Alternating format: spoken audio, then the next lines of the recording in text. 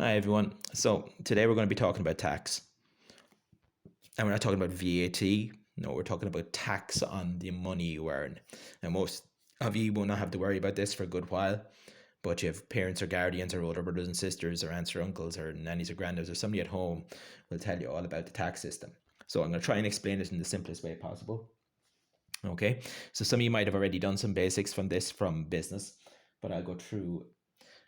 Everyone who works earns a wage, okay, and they get paid, okay, and that pay that they're told they're getting paid is called gross pay, okay, and it's called gross because it is the total amount. It's what's advertised on when they went for the job. You are going to earn this much a year, okay.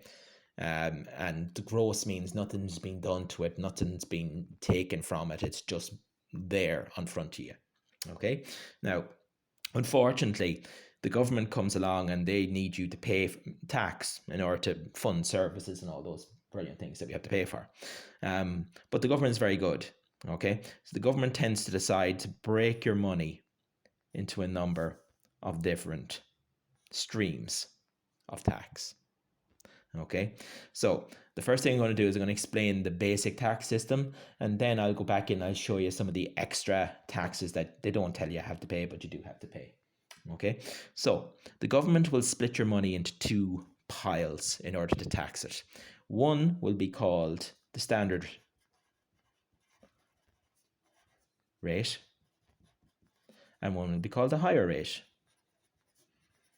And depending on how much you earn, this one pile will be bigger than the other.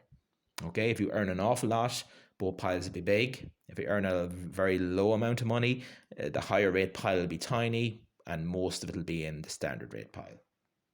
So, the standard rate and the higher rate have percentages just like VAT. At the moment, it's roughly 20% and 40%. Okay, now that doesn't mean you pay 60% in total. It doesn't mean that way, even though a lot of people who earn a lot of money do end up paying close to 60% of all their money goes into some form of tax. But for most of you, that doesn't happen. Okay, so when you pay your tax, the government then allows you to claim some of that back using what's called tax credits. And there's various tax credits out there, but you'll only have to learn about one of them. Okay, and once you take back some of the tax from the government, whatever is left over gets taken from your gross pay, and you eventually end up with what's called your net pay, or in some of the older books, your take home pay. Okay, and net means it's net. It's what's left over after you take all the bits out of it. So it goes from gross pay to net pay, and in between those two, there are a lot of processes to remove stuff. So I'm going to show you a very simple standard way of doing this. Okay, so hope you'll have an idea by the time we get there. So let me show you this example.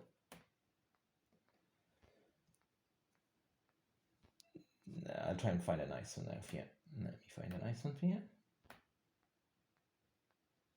There we go. So we have James, and he has a gross pay of 46,000 a year, which sounds a lot, but it's not. Okay, it's a lot if he's a single man living in the middle of the countryside and he doesn't have to go anywhere. Okay, now James has a standard rate cut-off point. Okay, standard rate cut-off point. You don't have to remember that. Okay, all you have to remember is what to do with the number. He has a standard rate cut-off point of 35,300. I'll show you what to do with that number in a minute. It's a nice little algorithm. Okay, and James has a tax credit of let's give him a generous tax credit. Let's say 3,200 a year. Now this is a year. Okay, guys. So this is a year. you could be asked to do this per week, in which case you just divide it by 52. Okay, and we're going to work out everything about it. And let's say we'll do the simplest. Okay, the standard rate is 20% and the higher rate is 40%. So how would I do James's taxes? Okay, well, what I would do is I would start with a box, and this is my gross pay box.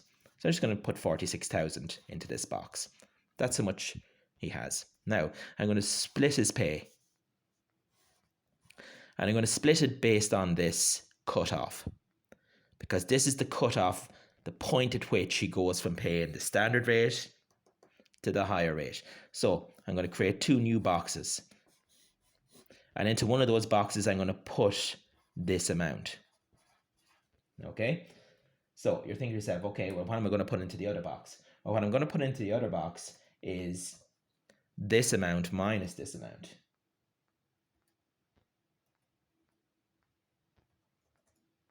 Which is 10,700. Now, we stop right there. Why?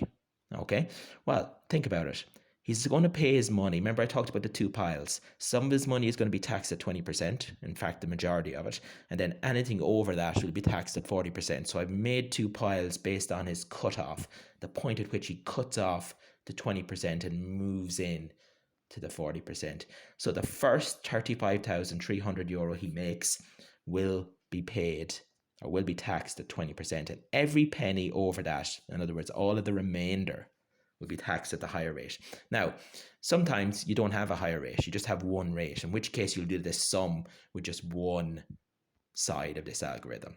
But most of the higher level ones tend to have 2 streams. So what do we do to these silly numbers? Well, we're going to create 2 new boxes.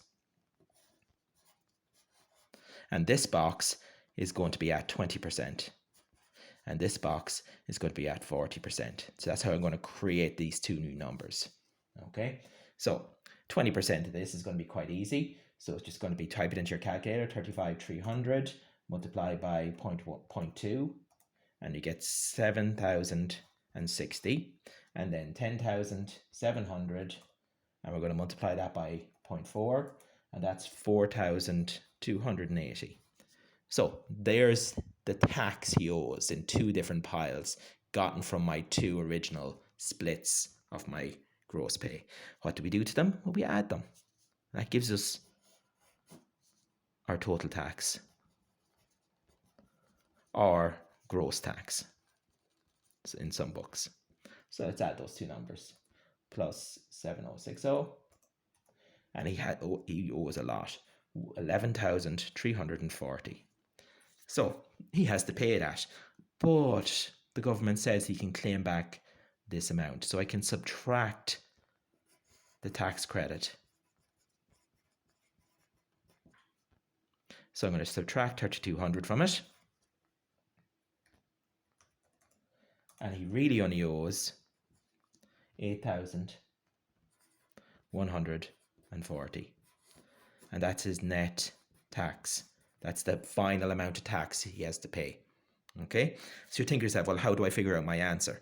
Okay, well, it's very, very simple. Okay, I've got my gross pay, 46,000, take away my net tax,